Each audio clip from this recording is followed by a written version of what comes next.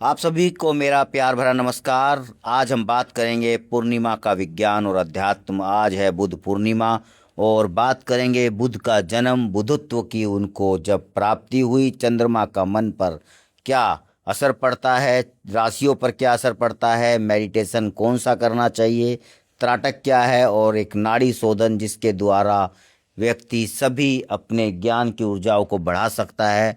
तो चलिए बात करते हैं सबसे पहले कि बुध पूर्णिमा क्या है। पूर्णिमा से अभिप्राय है कि जब सूर्य और चंद्रमा एक दूसरे के आमने सामने होते हैं तो चंद्रमा सूर्य के प्रकाश से पूरी तरह प्रकाशित हो जाता है। तो एक चीज़ हम अब जानना चाहेंगे कि क्या सच में चंद्रमा का प्रभाव व्यक्ति के जीवन पे पड़ता है।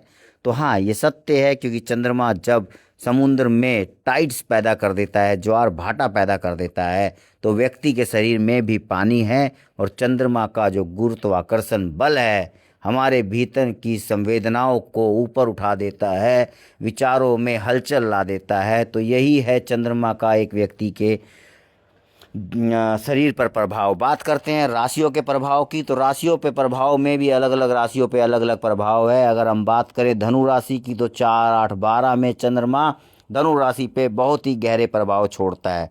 इसी प्रकार विभिन्न प्रकार की राशियों में भी चंद्रमा का अपना अपना प्रभाव है। चंद्रमा मन का कारक है।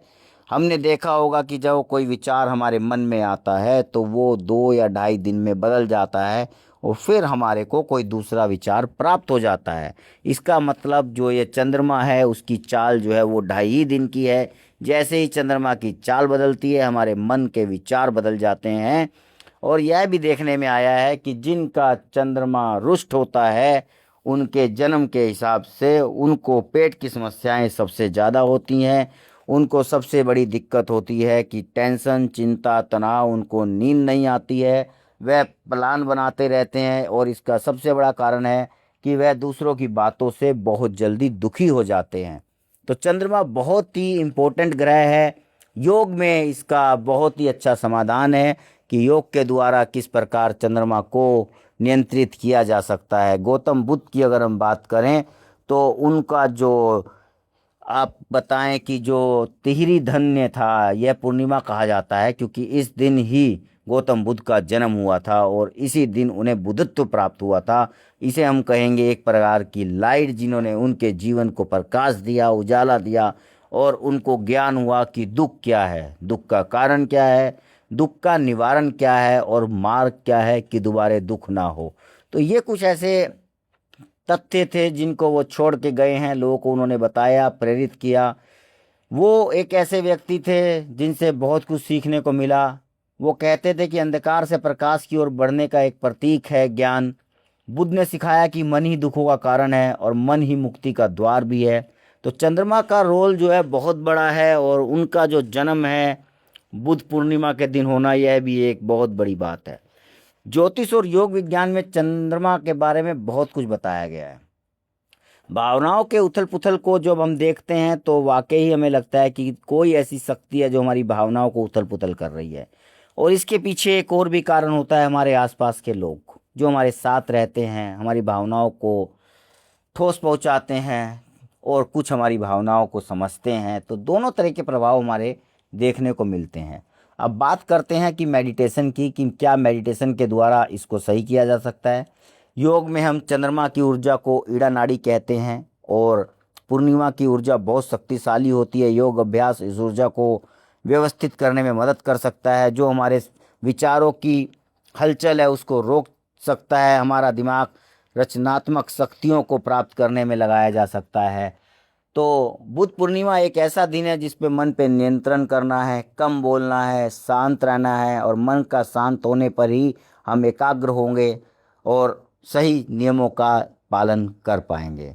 बाकी बात करें, इस दिन सूर्य नमस्कार भी अगर आप करना चाहें तो अभ्यास कर सकते हैं, लेकिन हमको सबसे ज़्यादा अभ्यास चंद्र नमस्कार का करना चाहिए, क्योंकि ये चंद्र का नमस्कार है। ये मन को शीतलता देता है, ऊर्जा को बढ़ाता है। इसमें हम नाड़ी शोधन प्राणायाम कर सकते हैं, अनुलोम विलोम प्राणायाम कर सकते हैं, हमारी ईड़ा और पिंगला नाड़ी को संतुलित बना सकते हैं, मन की अस्थिरता को दूर कर सकते हैं।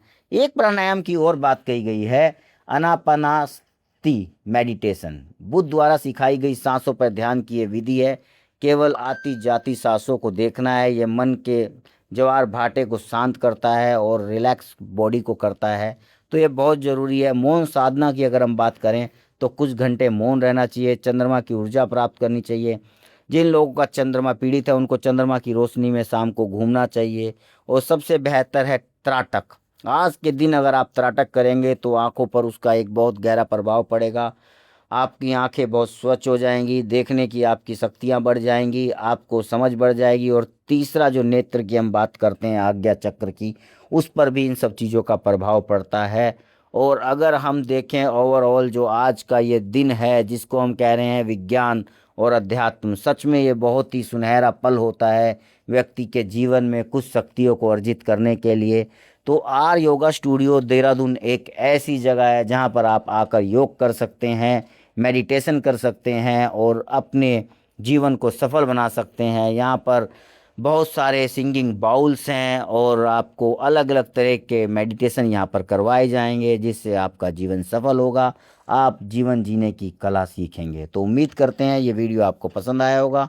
मिलेंगे अगले वीडियो में, तब तक के लिए नमस्कार।